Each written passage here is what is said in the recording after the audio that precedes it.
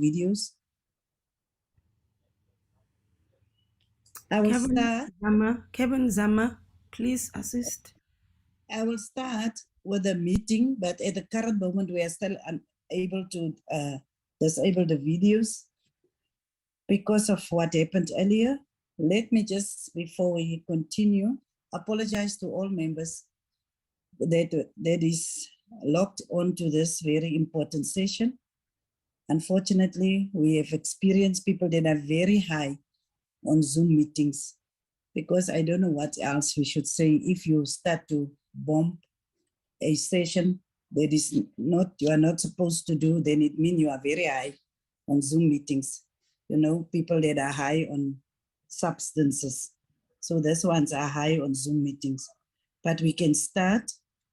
And before we start with our formal proceedings, can we just observe a moment of silence for prayer or meditation?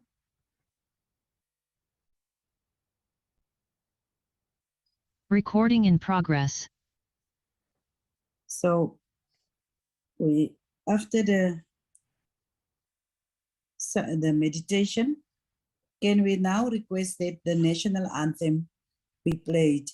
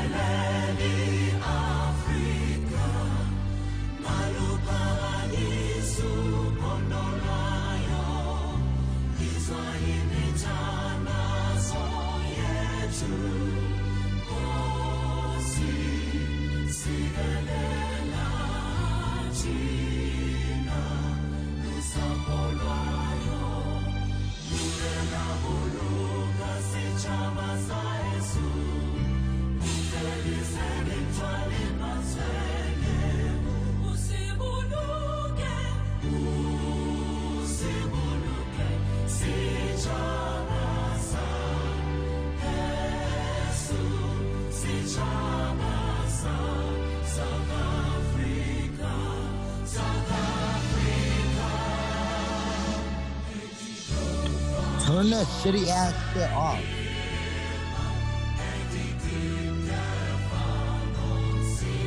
Turn this dog shit ass shit off. Nobody fucking cares.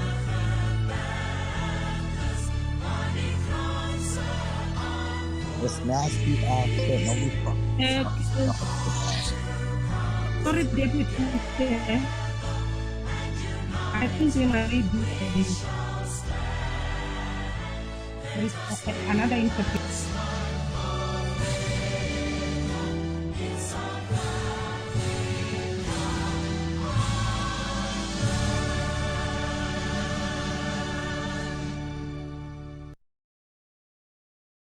I can see that there is someone that is determined to sabotage this event. I don't know if we, Deputy Chair, you may proceed. Okay. If you say so, Kevin, we will take you on for that and continue. Deputy Speaker of the National Assembly, speakers of other legislatures, members of Parliament, leaders of Chapter 9 institutions, civic organizations, our partners, ladies and gentlemen.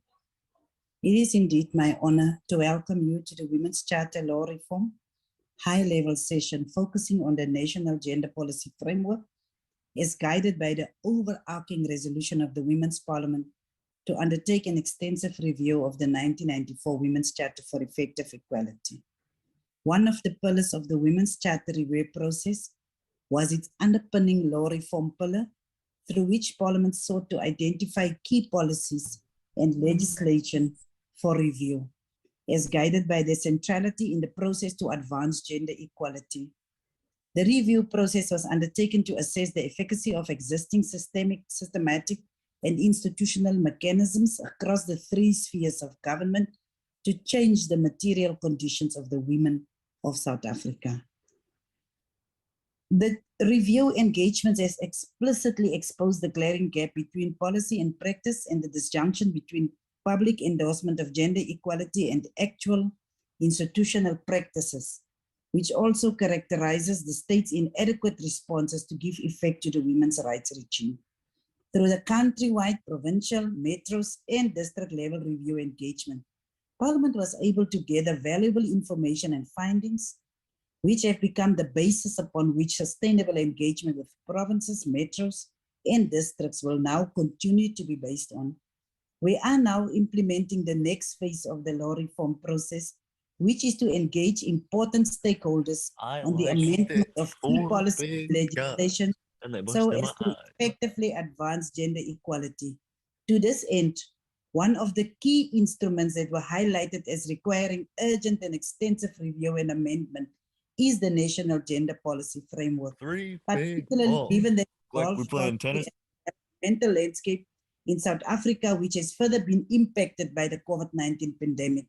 The extensive review for the amendment of the National Gender Policy Framework signifies the basis of a strategic process of engagement with critical stakeholders to review this important statutory instrument in order to receive concrete proposals to amend it accordingly. Shut your bitch ass up. Economic and governance landscape of our country.